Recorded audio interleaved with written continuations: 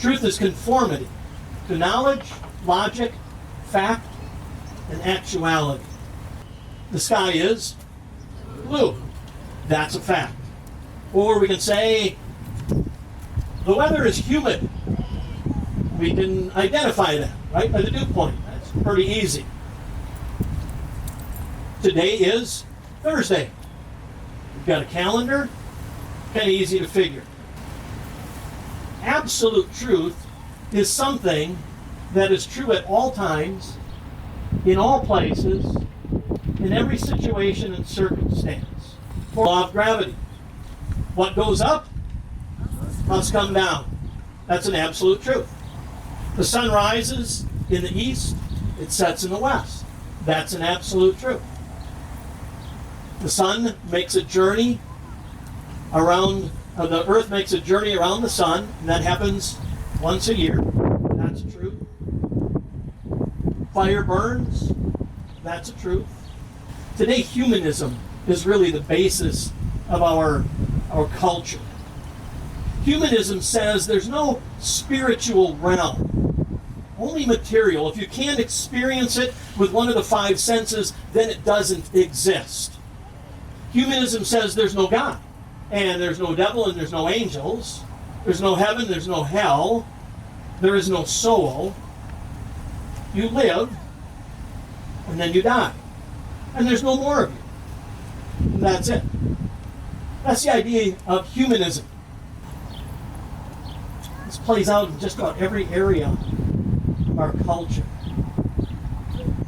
There are no absolute truths in our culture because there's no absolute authority, which is why Christians seem out of sync.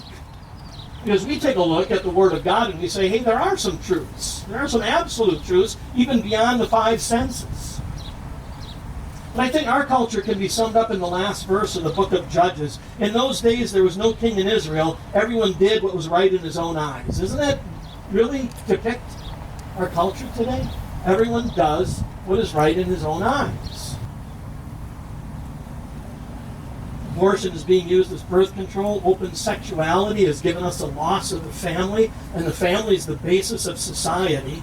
Absolute truths and morals are important for every culture, whether it's religious or not. We need absolute truths to be able to guide our lives so that we can live together, we can protect one another, we can guide and guard one another. You know, you hear it in our culture, well, it really doesn't matter what you believe as long as you believe in something. And now we even hear people say you don't even have to believe in anything because there isn't anything. This was a George Barna poll taken last year. 28% of practicing Christians strongly agree that, quote, all people pray to the same God or spirit no matter what name they use for that spiritual being. That's more than a fourth of all active Christians. 10% strongly agree that a belief must be proven by science to know that it's true. 20% of active Christians surveyed said meaning and purpose come from working hard to earn as much as you possibly can make for the rest of your life. See, Jesus was before Pontius Pilate, and Jesus said to Pilate, everyone who is of the truth listens to my voice. And Pilate said to him, remember that question? What is truth?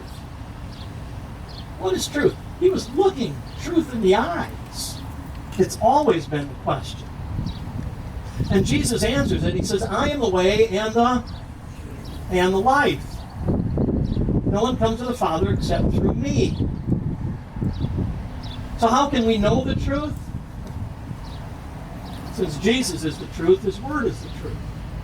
But the truth is also this, that in response to the love of God, with thankful, grateful hearts, our intention, our desire, our response is to live in the truths of God.